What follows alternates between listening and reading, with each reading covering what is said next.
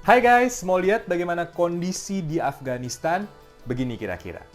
Ribuan warga masih mengantri untuk keluar dari negaranya sendiri. Mereka masih ketakutan sama Taliban. Memori 20 tahun yang silam masih begitu terasa, walaupun Taliban sudah mengumbar janji-janji surgawi. Selengkapnya kita bahas di Explanatory. Sebagian pihak menyebut Taliban kini sudah berubah dan lebih terbuka. Setidaknya ini terlihat dari bagaimana cara mereka berkomunikasi pada dunia internasional. Kini mereka lebih sering menggelar konferensi pers dan bahkan sang juru bicara pun menggunakan gestur yang lebih humanis, yaitu memegang dada sambil tersenyum sebelum ia duduk.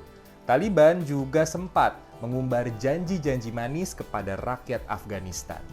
Di antaranya memberi amnesti bagi yang pernah bekerja dengan tentara asing dan pemerintah Afghanistan, tidak menyita harta benda rakyat Afghanistan, penduduk mendapat hak pendidikan, kesehatan, sosial dan budaya, menjamin keselamatan diplomat, konsulat, dan relawan internasional dan nasional, serta menjamin hak-hak perempuan, termasuk akses pendidikan, pekerjaan, dan wajib memakai hijab.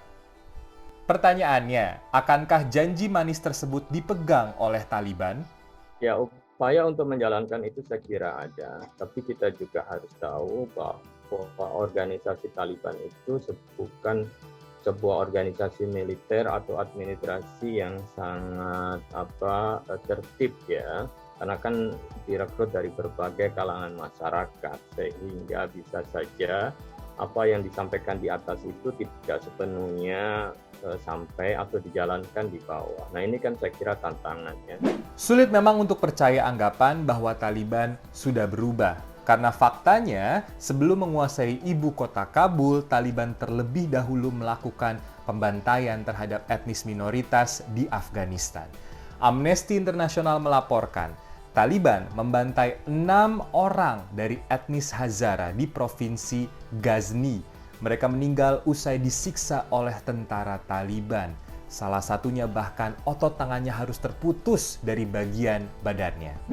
25 tahun yang lalu, ketika pertama kali Taliban menguasai Afghanistan, mereka juga mengumbar janji-janji manis seperti amnesti atau pengampunan.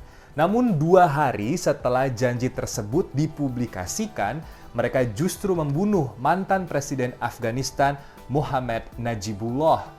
Jasad Muhammad bahkan digantung di sebuah tiang di tengah kota. Maka memang sulit bagi warga Afghanistan untuk percaya anggapan bahwa Taliban sudah berubah.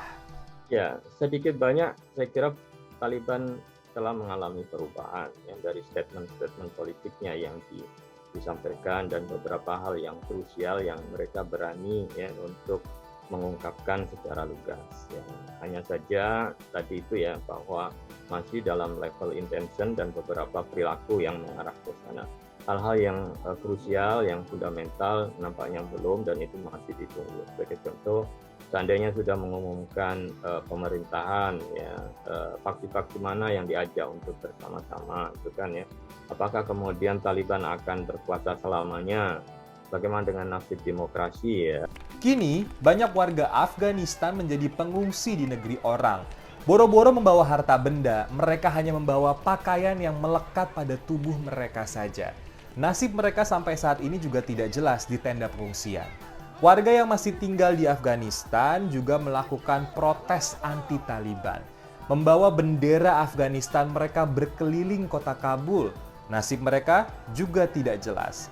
Namun satu hal yang pasti, rasa cemas dan takut terus menghantui.